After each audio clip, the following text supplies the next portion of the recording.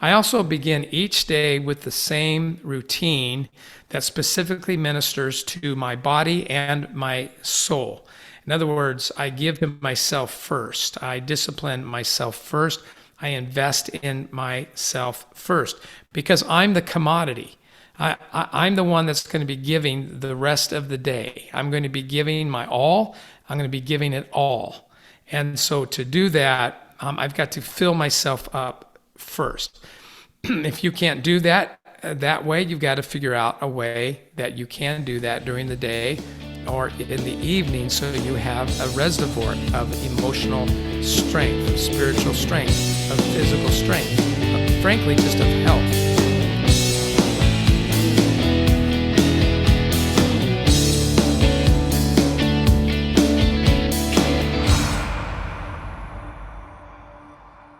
I first heard this term in a ministry setting, the ministry of presence.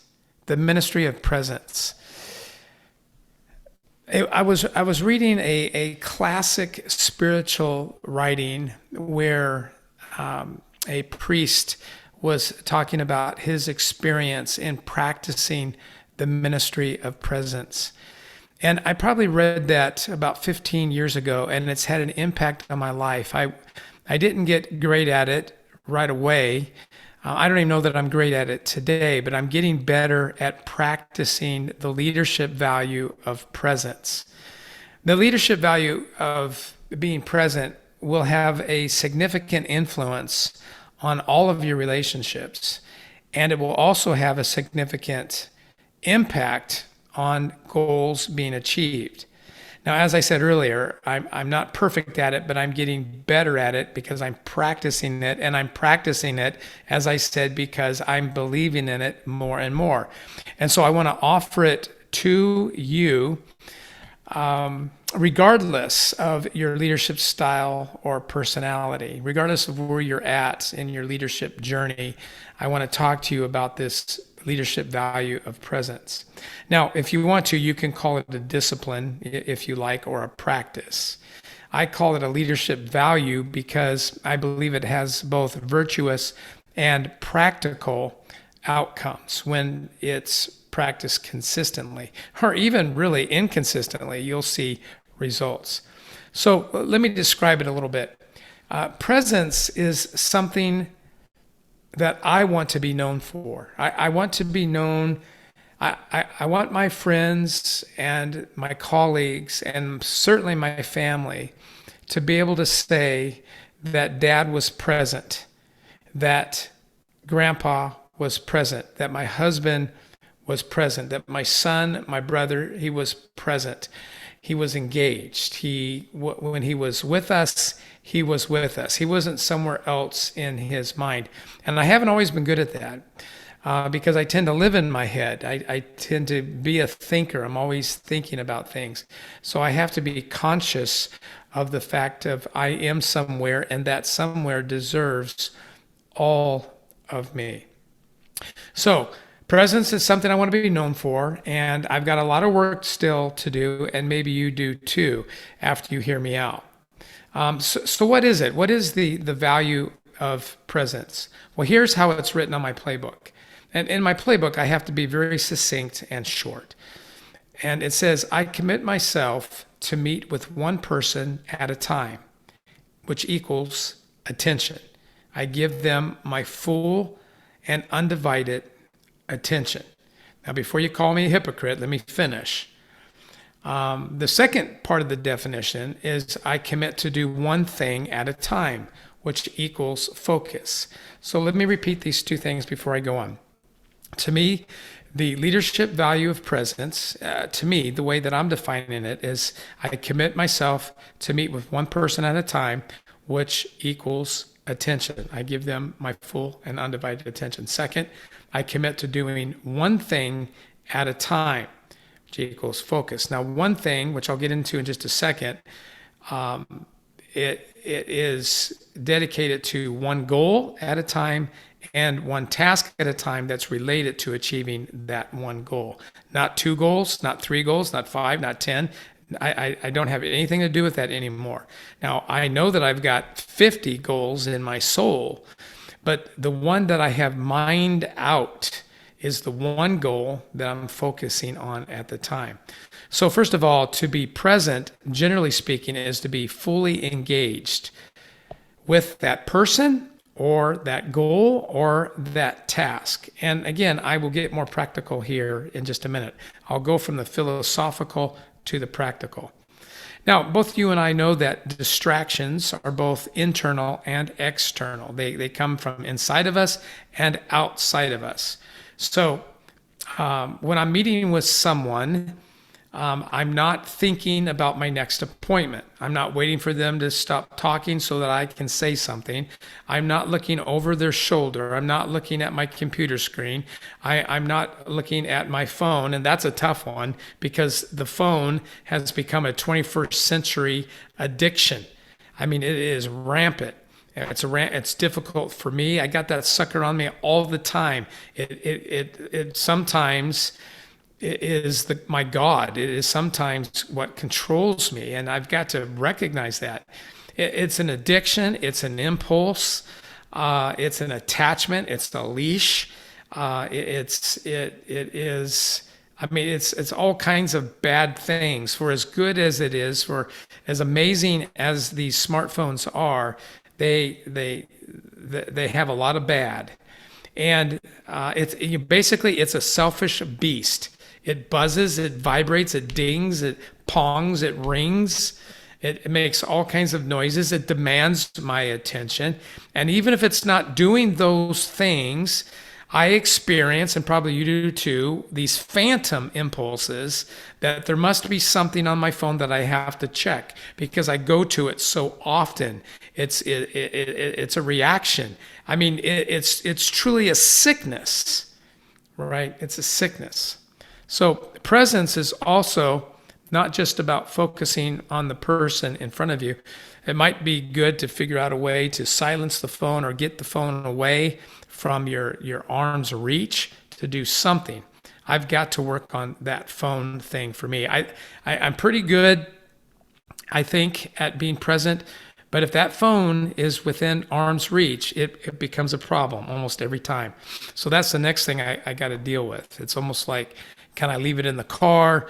Or maybe just shut it off, put it in my front pocket, and that way, it's more work, right? I got to dig it out of my pocket. I got to turn it on. And I don't think I'm that addicted, but maybe I am. I need to test myself in that way. I also begin each day with the same routine that specifically ministers to my body and my soul. In other words, I give to myself first. I discipline myself first. I invest in myself first because I'm the commodity. I'm the one that's going to be giving the rest of the day. I'm going to be giving my all. I'm going to be giving it all. And so to do that, I've got to fill myself up first. If you can't do that way, you've got to figure out a way that you can do that during the day or in the evening so you have a reservoir of emotional strength, of spiritual strength, of physical strength, frankly, just of health. I also plan each week. So I sit down, once a week in one sitting. I plan out the week in detail.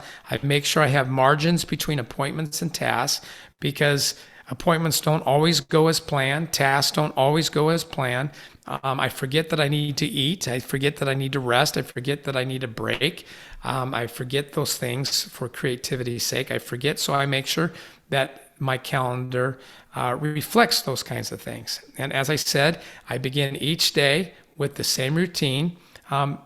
Honestly, 6 out of the 7 days, there is an anomaly each day or each week on one day.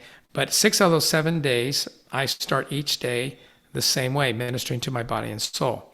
I also plan each week through the lenses of my chief aim, my chief goal. So in order to accomplish a goal, I've got to dedicate time towards that goal. And so that's what goes on my calendar. But I also said I do it through the lenses of my values. And I've got personal values and I have professional values. My personal values is the foundation of my life, and then my professional values stack on top of those.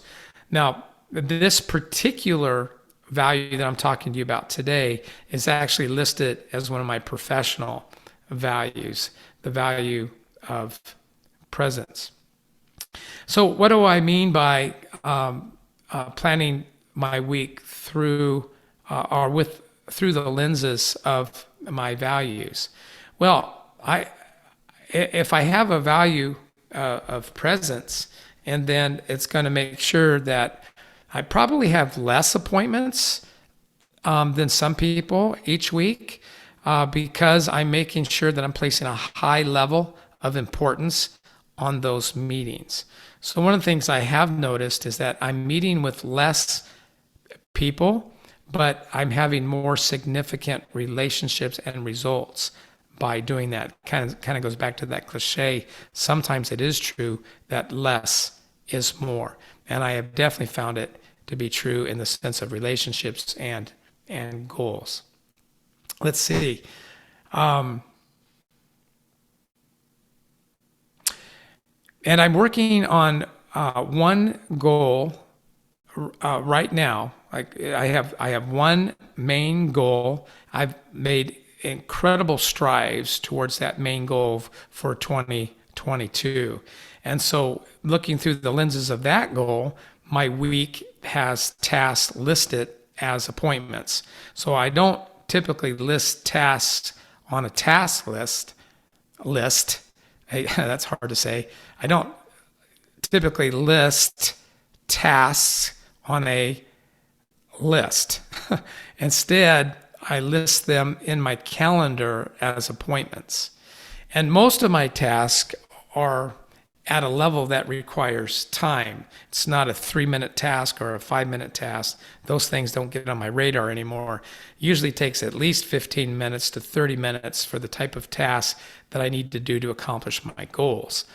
And so they actually show up as an appointment on my calendar. That's also what I do. So when you look at my calendar, here's what you should see. And I do have them color coded, and I know I'm getting kind of weird. I'm getting kind of nerdy on this, but this is really important. So, Stephen Covey came out with the four quadrants. Quadrant 1 is the urgent and important. Quadrant 2 is the non-urgent but very important. And in my experience, I noticed that most of us have a difficult time getting to quadrant 2, doing the stuff that's really important, but it's not super urgent. We tend to live in the urgent, the tyranny of the urgent, and so therefore it robs us of accomplishing some significant goals, which are always accomplished in quadrant 2. Quadrant 2 is time dedicated to those things that are very important, but they're not urgent, meaning they don't have to be done today. So sometimes I have to create quadrant 2 activities and make them urgent by putting them on my calendar. So that's what professionals do. That's how they get things done. So when you look at my calendar, you're going to see color-coded appointments because they represent quadrant 1, quadrant 2.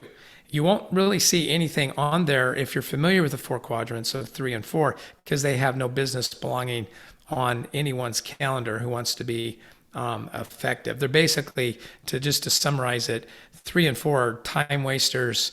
There's somebody who doesn't know what to do with their life. They're burnt out. They do some of these things that aren't really healthy, to do for you. So when you block a time, what it does is it allows you to isolate a goal, to set it apart, so that and even isolate a relationship that deserves more time, that needs more time. So blocking time allows you to isolate the goal.